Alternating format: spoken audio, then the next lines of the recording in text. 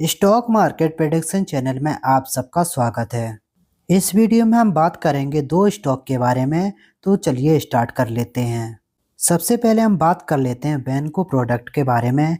ये company auto ancillary sector में काम करती है और अगर इसके टोटल मार्केट कैपिटलाइजेशन की बात करें तो इस कंपनी का टोटल मार्केट कैपिटलाइजेशन 6000 करोड़ है और ये कंपनी अभी 17 के पी पे ट्रेड कर रही है। और फाइनेंशियल रेशियो देखें तो इस कंपनी का ROCE 26.9% है और ROE 26.8% है।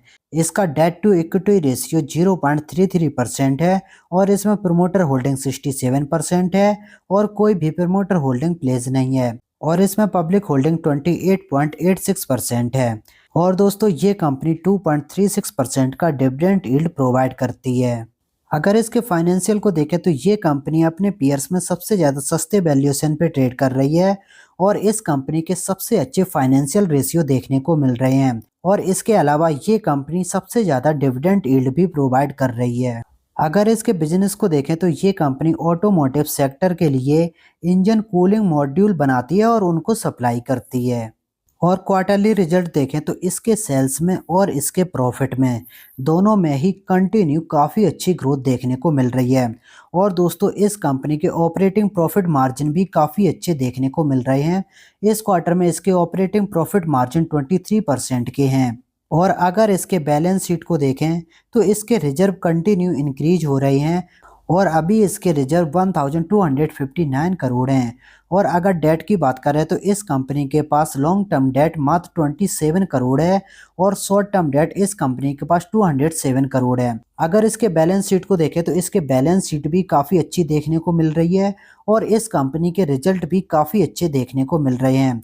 और शेयर होल्डिंग पैटर्न को देखें तो 67% की होल्डिंग प्रमोटर के पास है, FII के पास 3.08% की होल्डिंग है और DII इसमें 1% से कम देखने को मिल रहे हैं और बाकी की पब्लिक के पास 28.86% की होल्डिंग देखने को मिल रही है। दोस्तों ये एक स्मॉल कैप कंपनी है और इसी वजह से इसमें FII और DII की होल्डिंग काफ़ी कम देखने को मिल रही है। और कल इस कंपनी ने अपने क्वार्टरली रिजल्ट का अनाउंसमेंट किया था। अगर हम देखें तो ये इस कंपनी के कंसोलिडेटेड नंबर हैं और इस कंपनी ने अपने नंबर को लैक्स में पब्लिश किया है।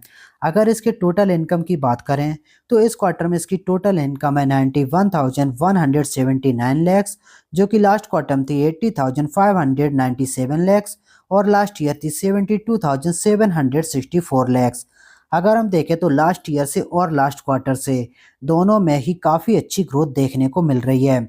और अगर इसके एक्सपेंसेस की बात करें तो इस क्वार्टर में इसके टोटल एक्सपेंसेस हैं 71,470 लैक्स, जो कि लास्ट क्वार्टर में थे 69,746 लैक्स और लास्ट ईयर थे 62,357 लैक्स। अब हम चेक कर लेते हैं एक्सेप्शनल आइटम को। इस कंपनी ने किसी भी एक्सेप्शनल आइटम का एडजस्टमेंट नहीं किया है। तो अब हम आ जाते हैं इसके फाइनल प्रॉफिट पे। इस क्वार्टर में इसका फाइनल प्रॉफिट है 13,870 लैक्स, जो कि लास्ट क्वार्टर में था 6,867 लैक्स और लास्ट ईयर था 6,611 लैक्स।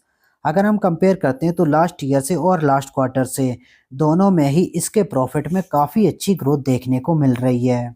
और इसके अलावा इस कंपनी ने 1:1 रेशियो का बोनस शेयर भी अनाउंस किया है, जिसकी की रिकॉर्ड डेट अभी तक कंपनी ने अनाउंस नहीं की है। दोस्तों इस कंपनी के क्वार्टरली रिजल्ट काफ़ी अच्छे देखने को मिल रहे हैं और इसके अलावा इस कंपनी ने बोनस का भी अनाउंसमेंट किया है और इसी वजह से आज इस स्टॉक में 20% का अपर सर्किट हिट हुआ है। और अगर इसके लास्ट 5 ईयर के चार्ट को देखें तो लास्ट 5 ईयर में इस कंपनी ने 741% के रिटर्न दिए हैं और ये कंपनी अभी अपने ऑल टाइम हाई के करीब चल रही है। दोस्तों अभी मार्केट में काफ़ी ज़्यादा गिरावट हो रही है, बट ये कंपनी अभी भी अपने ऑल टाइम हाई के करीब चल रही है क्योंकि ये कंपनी कंटिन्यू काफ़ी अच्छे रिजल्ट पोस्ट कर रही है। दोस्तों ये स्टॉक काफ़ी ज़्यादा रनअप कर चुका है, फिर भी इस कंपनी का वैल्यूएशन इसके पीयर्स से काफ़ी सस्ता देखने को मिल रहा है और अभी भी आज इस स्टॉक में 20% का अपर सर्किट हिट हुआ है। अगर आपके पास ये स्टॉक है तो फिर आपको होल्ड करना चाहिए। ये कंपनी आपको लॉन्ग टर्म में काफ़ी अच्छे रिटर्न देगी। और अगर आप इस कंपनी में फ्रेश इन्वेस्टमेंट के बारे में सोच रहे हो तो दोस्तों अभी मार्केट काफ़ी ज़्यादा वीक है और ये कंपनी अपने ऑल टाइम हाई पे चल रही है। तो अभी अगर इस स्टॉक में करेक्शन होता है तो फिर आप इस स्टॉक को लॉन्ग टर्म के लिए बाई कर सकते हो। ये स्टॉक आपको लॉन्ग टर्म में काफ़ी अच्छे रिटर्न देगा। और अब हम बात कर लेते हैं HAL के बारे में। अगर हम इसके रिजल्ट को देखें तो मार्केट की एक्सपेक्टेशन थी कि इस कंपनी का रेवेन्यू 6,138 करोड़ आएगा और रेवेन्यू आया है 5,976 करोड़। लास्ट ईयर इसका रेवेन्यू था 5,636 करोड़। इसके रेवेन्यू में लास्ट ईयर से लगभग 6% की ग्रोथ देखने को मिल रही है।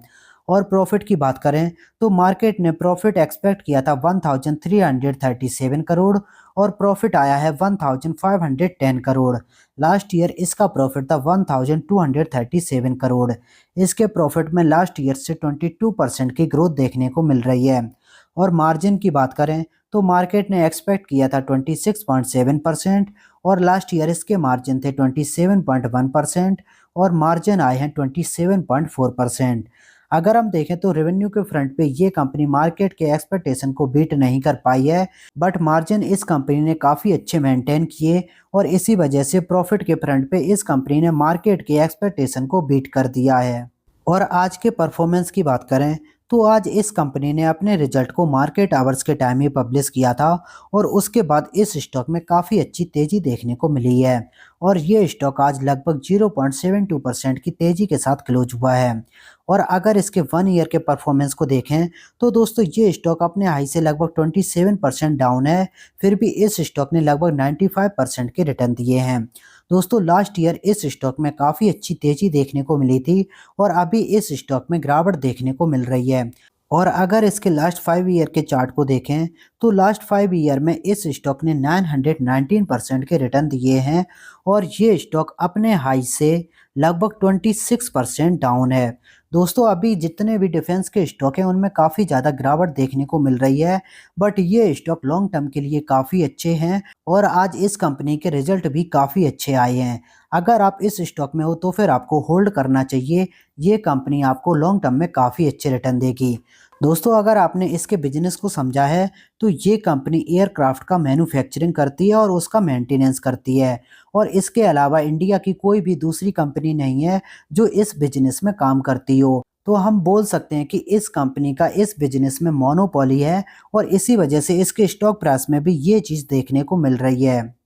और दोस्तों अगर आप इस स्टॉक में लॉन्ग टर्म के लिए इन्वेस्ट करना चाहते हो तो फिर ये कंपनी अपने हाई से काफ़ी ज़्यादा डाउन है, तो आप यहाँ पे इस कंपनी में लॉन्ग टर्म के लिए बाइंग कर सकते हो। दोस्तों अगर वीडियो अच्छा लगा हो तो please like the video and subscribe the channel. इस वीडियो में इतना ही, मिलते हैं अपने नेक्स्ट वीडियो में।